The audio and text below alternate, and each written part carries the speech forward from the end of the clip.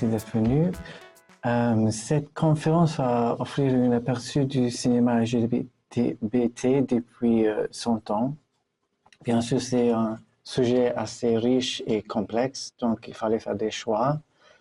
Et donc j'ai choisi de se concentrer un peu plus sur la deuxième moitié du XXe siècle et aussi sur les États-Unis et le Royaume-Uni.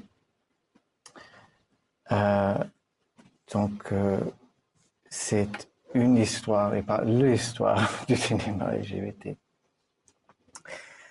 Donc, au début du XXe siècle, la représentation explicite des personnages homosexuels était largement absente en raison des tabous sociaux et des lois de censure. Mais en 1919, il y avait ce film différent des autres. C'est un film allemand, c'est un des premiers films connus à aborder ouvertement l'homosexualité. Il raconte l'histoire tragique d'un homosexuel victime de chantage en vertu de l'article 175 de la loi allemande contre l'homosexualité. Le film prône la tolérance et la réforme juridique. Bien que révolutionnaire, il a suscité la controverse et a été très censuré. Une partie intéressante du film est une conférence sur la sexualité par Magnus Hirschfeld, qui joue lui-même. C'était un médecin qui a étudié la sexualité humaine sur des bases scientifiques. Il est considéré comme l'un des sexologues les plus influents du XXe siècle. Il a notamment lutté contre la persécution des homosexuels allemands.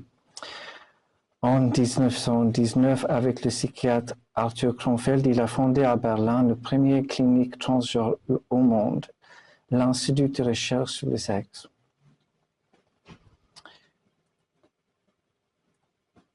Aussi notable, c'est ce film allemand aussi, c'est Jeune fille en uniforme. C'est un film qui dépeint les sentiments amoureux d'une écolière pour son enseignante, marquant l'une des premières représentations explicites de l'affection lesbienne au cinéma. Le film montre la sévérité envers ce sujet par la direction, mais aussi l'empathie des écoliers.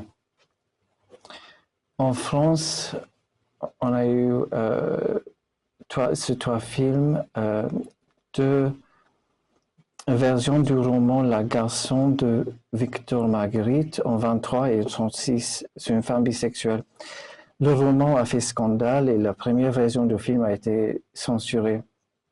La deuxième version du film a échappé aux censures en évitant de montrer des câlins féminines pourtant bien sages qui avaient choqué dans les années 20.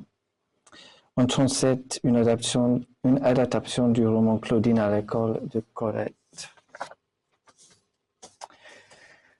Aux États-Unis, le code de production cinématographique, également connu sous le nom de Code Hays, était un ensemble de directives pour l'autocensure. C'était appliqué aux films sortis par les grands studios entre 1934 et 1968.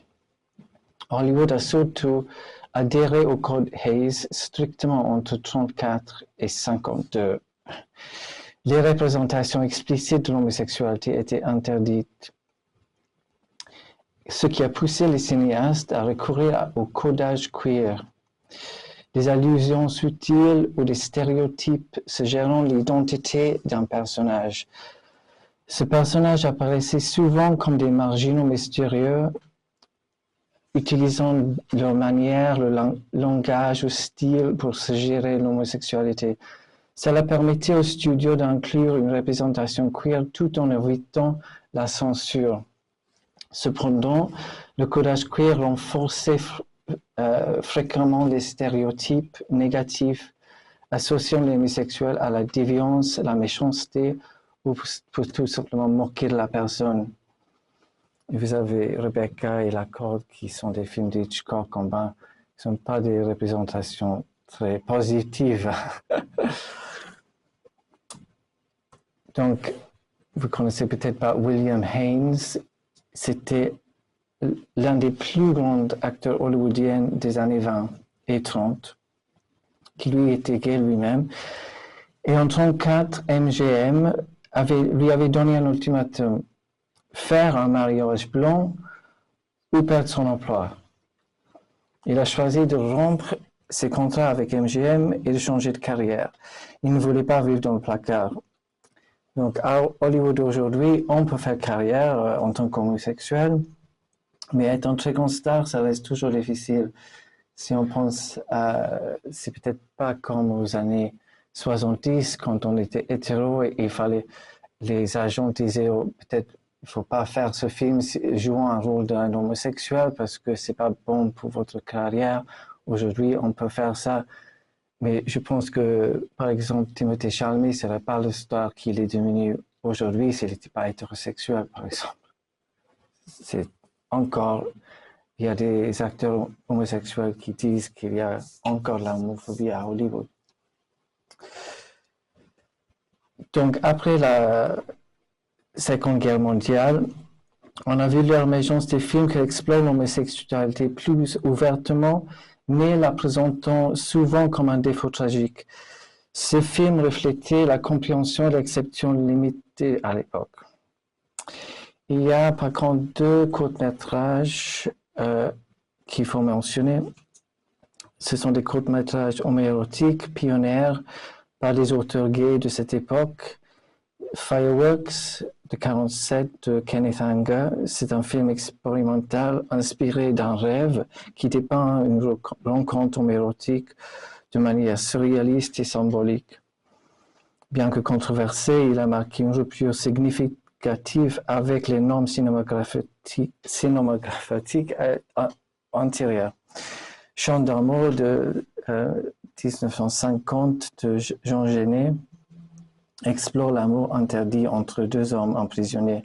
Le film utilise une imagerie symbolique et minimaliste pour décrire la connexion, abordant les thèmes du désir, de l'oppression et de la nostalgie. Donc, les années 50 étaient une période d'oppression pour les homosexuels aux États-Unis et au Royaume-Uni. Un climat de panique morale s'installe. Et les homosexuels étaient perçus comme des sympathisants communistes vulnérables au chantage et perdirent leur emploi, notamment au sein du gouvernement. Au Royaume-Uni, jusqu'à 1000 hommes étaient incarcérés chaque année. Dans le cadre d'une répression accrue, des agents de police agissaient comme agents provocateurs pour arrêter les homosexuels. Un des scandales fut l'affaire Montagu. L'un des détenus, Peter Wildeblood, publia en 1955 ce récit intitulé « Contre la loi », « Against the Law » qu'on voit ici, qui réclamait une réforme. Et dans son livre, il affirme ouvertement son homosexualité, qui inspire Roger Butler à écrire un article dans un journal pour déclarer ouvertement son homosexualité en 1960. Tout ça, c'était des premiers au Royaume-Uni. Les associations se créent au Royaume-Uni et aux États-Unis pour mission de faire évoluer la loi. Against the Law a été fait dans un film en 2017 aussi. Donc, c'est dans ce contexte-là que le film qu'on va voir là, La Victime, est sorti. Donc la victime, l'homosexualité toujours criminalisée au Royaume-Uni, un avocat joué par Dirk Bogarde aide secrètement les homosexuels victimes de chantage. Le film remet en question les préjugés sociaux et l'injustice juridique. Son portrait s'en sert des personnages homosexuels, à sa condamnation du chantage. Et il y a des scènes qui sont clairement des réformes à changer des lois. Je pense que ce film a été quand même important à faire évoluer les lois. Cette réforme vient 6 ans plus tard, en 1967, avec la dépénalisation pour les personnes d'au moins 21 ans. C'est le premier film britannique qui utilise le terme homosexualité. Et donc le prochain film, c'est aussi de la même année, 61.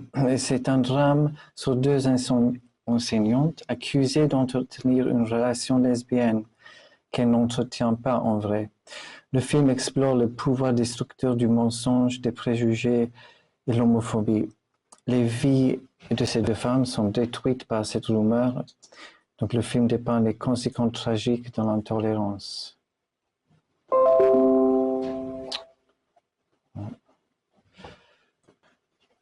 Donc le prochain film, c'est Faut-il tuer Sister George? Ça raconte l'histoire d'une actrice de télévision vieillissante, June, confrontée simultanément à la perte de son rôle populaire à la télévision et la rupture de sa relation de longue date avec une femme plus jeune. Bien que la pièce originale fût une comédie noire, l'adaptation cinématographique a été présentée comme un drame choquant. Et le film ajoute un contenu lesbien explicite. Si le premier film a montré l'intérieur d'une boîte de nuit lesbienne, une vraie appelée Gateways, on ne peut pas dire que ces personnages soient des représentations positives, mais le film est très engageant, bien joué, avec des scènes drôles et choquantes. On sympathise avec George malgré ses mauvaises humeurs. Voilà, donc le prochain film, c'est The Queen. Je n'ai pas d'extrait, mais c'est juste vous parler rapidement. C'est un documentaire américain qui relate l'expérience de drag queens organisant en participant au concours de beauté Miss All America Camp de 67 à New York. On les voit discuter de divers sujets, le travail de transformation et les répétitions, et la jalousie qu'installe lorsque une des reines est déclarée gagnante. Parmi les membres du jury, on voit l'artiste Andy Warhol. Les années 70 marquent un tournant. Il y a eu les émeutes de Stonewall en juin 69 et en juin 70, les premières marches de fierté ont lieu à Los Angeles, à New York, pour marquer l'anniversaire des émeutes. Les idées des homosexuels des années 50, nous sommes comme vous, deviennent démodées. Et pour faire avancer les lois, il faut quelque chose de plus radical.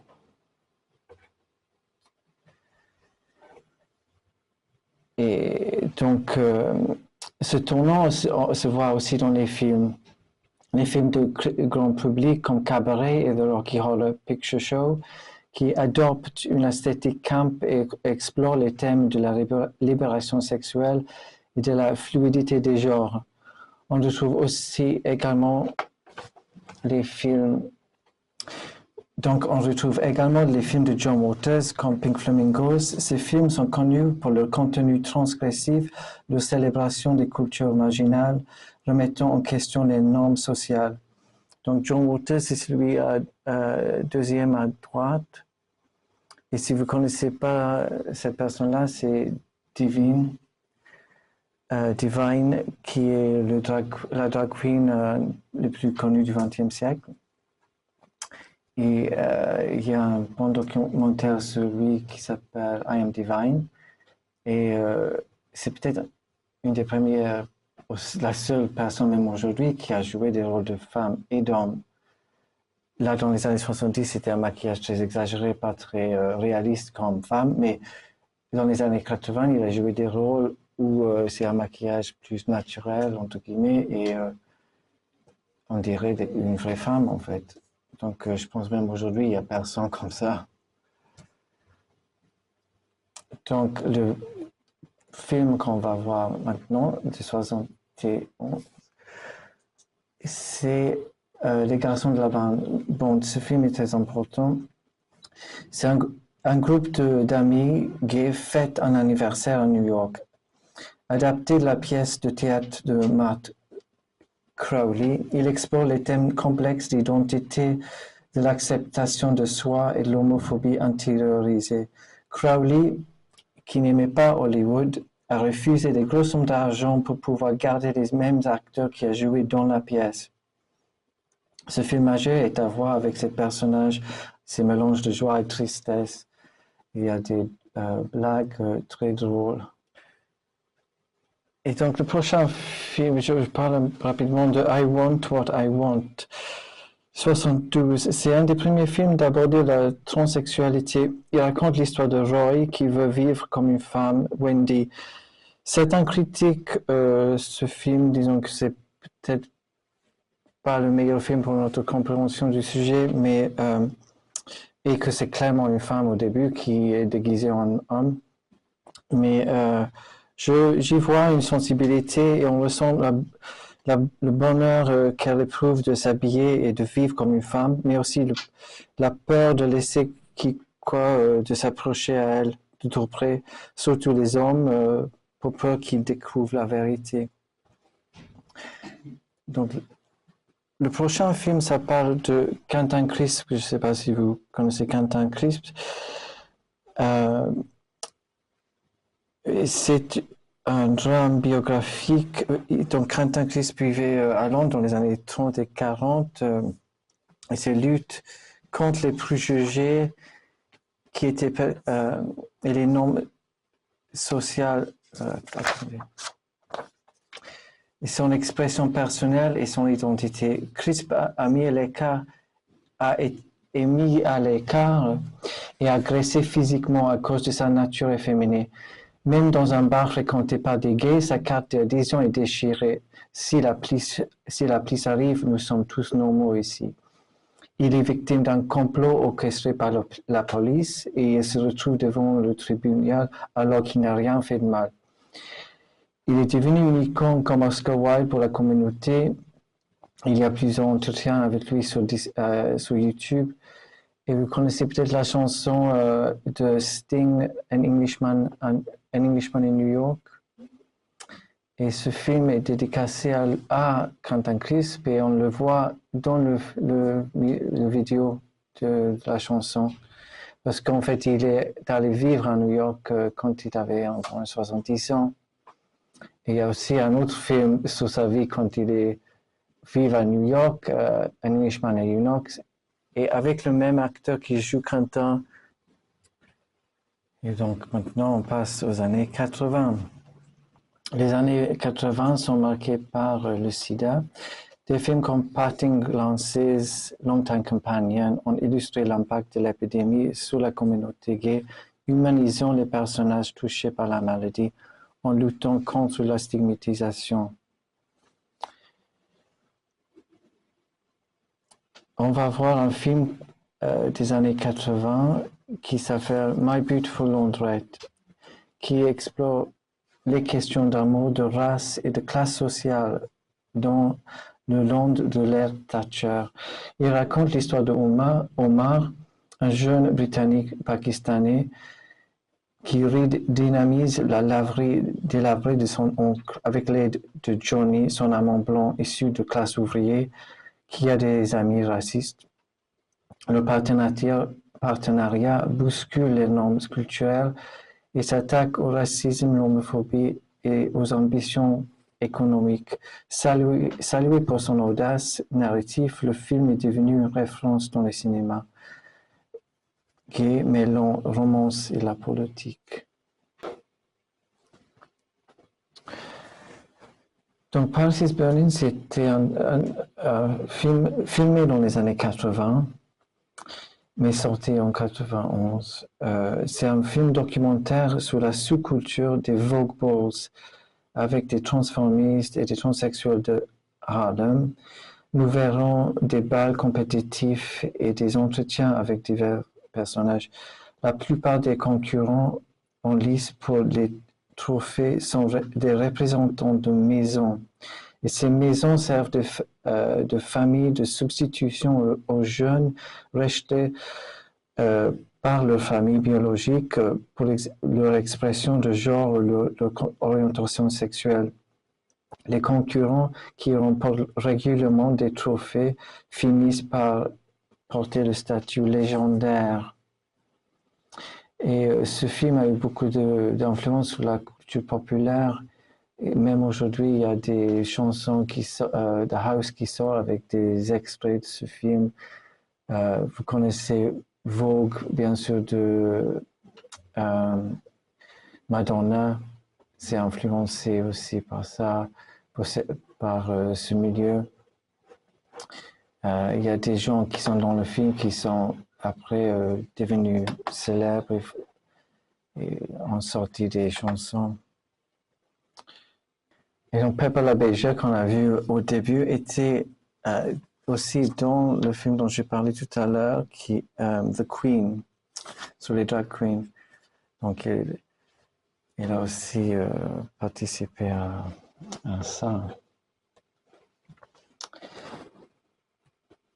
Donc, dans les années 90, dans 92, un critique crée le terme New Queer Cinema pour décrire une nouvelle vague caractérisée par son approche audacieuse et son vergogne de la narration LGBT. Des réalisateurs comme Todd Haynes et Gus Van Sant ont mis le récit queer au premier plan, employant souvent des techniques expérimentales.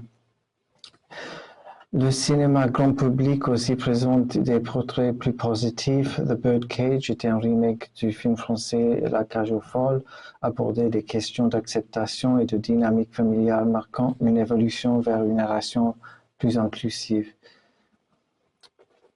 Donc ce film Go Fish, c'est un film de New Queer Cinema. Le film suit Max, une jeune lesbienne naviguant entre l'amour et le désir, tandis que ses amis tentent de la caser avec Ellie, une femme plus âgée. Son montage ludique, ses dialogues francs et son authenticité brute ont innové dans la représentation lesbienne. Développé en pleine crise de sida, le film célèbre l'amour et la solidarité comme réponse à l'exclusion sociale. La réalisatrice Rose Troche l'a décrit comme une antidote au désespoir, soulignant le portrait joyeux et dynamique de la communauté queer à Chicago. Dans cet extrait, on entend les pensées intérieures de Max. Donc le prochain film, c'est Bent de 97. C'est un drame puissant sur la persécution pendant l'Holocauste. Le film suit Max, un homosexuel de Berlin des années 30, arrêté après une nuit avec son amant et envoyé au camp de concentration de Dachau. Là, déployé de son identité, il noue un lien intense avec Horst. À travers leur résistance silencieuse, le film explore l'amour, la souffrance, le courage, la dignité sous une oppression brutale.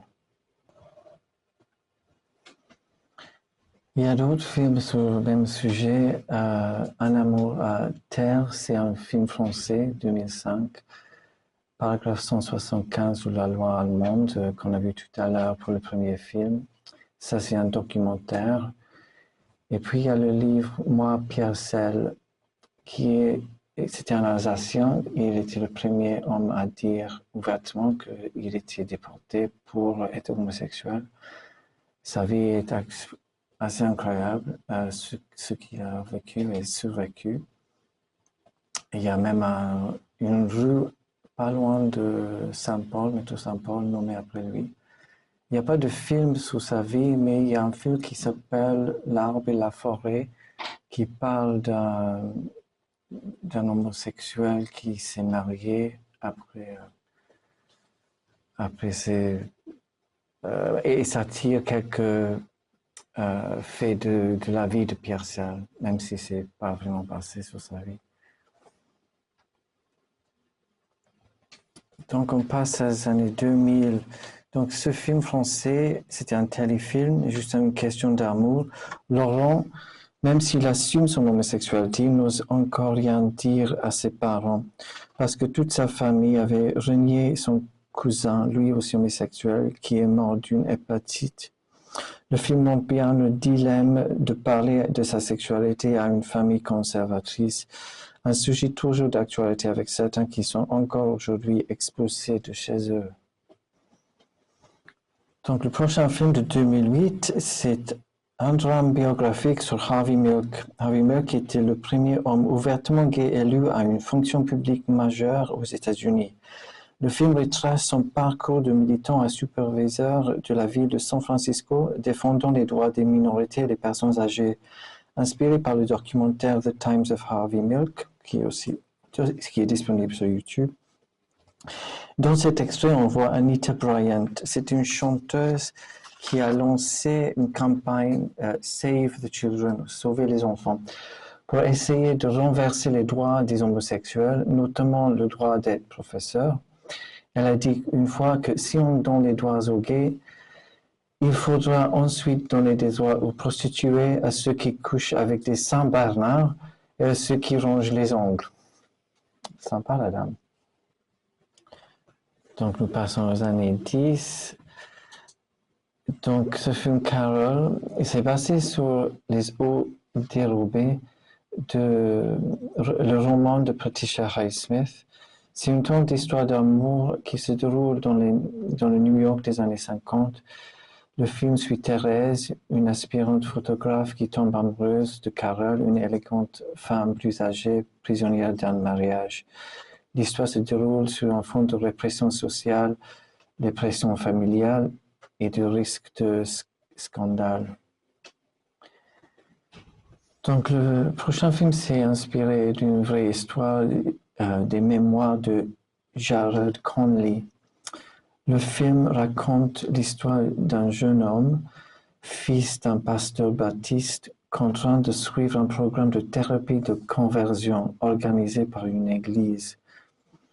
Luttant contre la honte, la foi et les attentes familiales, il affronte les pratiques néfastes visant à guérir sa sexualité. Le film met en lumière les conséquences psychologiques de ces programmes tout en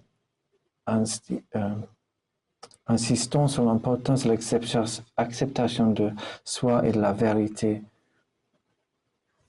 Donc ça, c'était notre dernier film.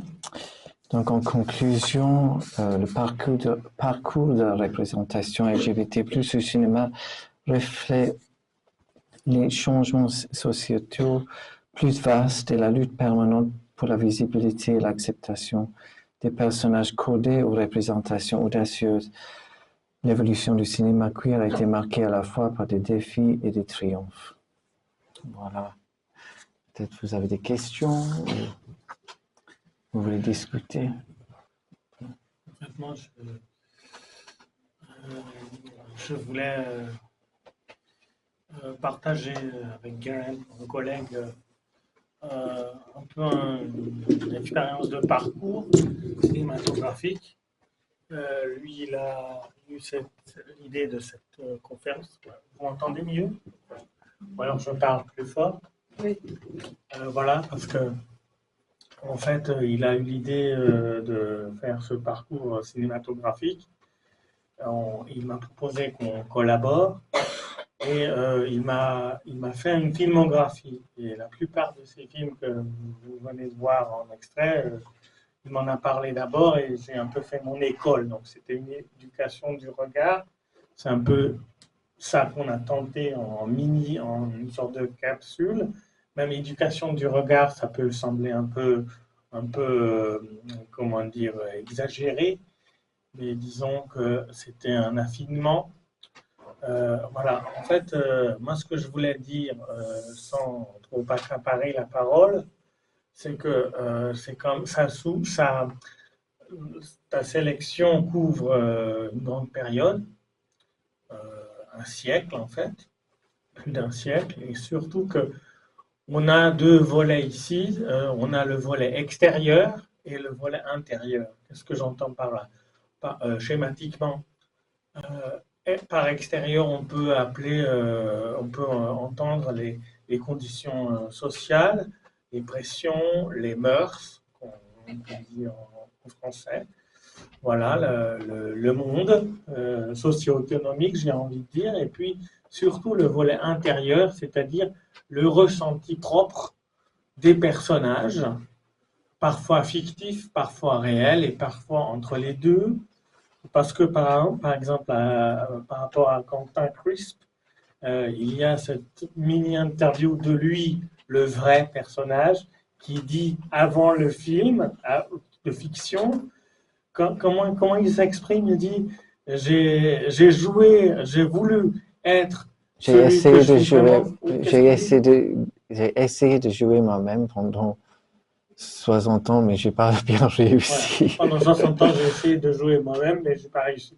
Et il le dit avant un film, c'est-à-dire que le film lui-même, comme médium, participe à installer une sorte d'entre-deux entre le personnage réel et le personnage fictif. Avec le film comme une sorte d'écran, ni l'un ni l'autre ne sont exactement vrais. Hmm. Voilà, donc le cinéma en tant que tel crée un espace où parfois la fiction peut être plus vraie que ne l'est le réel, tel qu'un documentaire peut le représenter. Et je le dis spécifiquement par rapport à Quentin Crisp. Voilà, et en fait, par rapport à ce film dont tu as montré deux extraits d'ailleurs, c'est dire sa place un peu particulière dans ta sélection. Ce film a été scénarisé par un certain Lucas Heller, qui était un Allemand installé en Angleterre, qui une dizaine d'années plus tôt avait collaboré avec Basil Dearden pour La Victime. Donc c'est aussi une continuité de collaborateurs. Voilà. Et puisqu'on parle de collaborateurs, c'est très intéressant parce que tu as parlé aussi de Robert Aldrich. Et lui, c'est vraiment, on en avait un peu parlé backstage, si je puis me permettre. Lui, c'est vraiment un personnage un peu une passerelle entre le Hollywood classique de l'âge d'or et le nouvel Hollywood. Voilà, c'est le cinéaste de Dirty Dozen, donc les 12 salopards, par exemple. Et il C'est y lui a, qui a fait Faut-il tuer Sister George? oui, tout à fait, Ouais. exactement. C'est le photogramme que tu présentes là. Et puis, il y a aussi William Friedkin avec le fameux garçon de la bande, Mm. que le grand public, on va dire, connaît surtout par French Connection.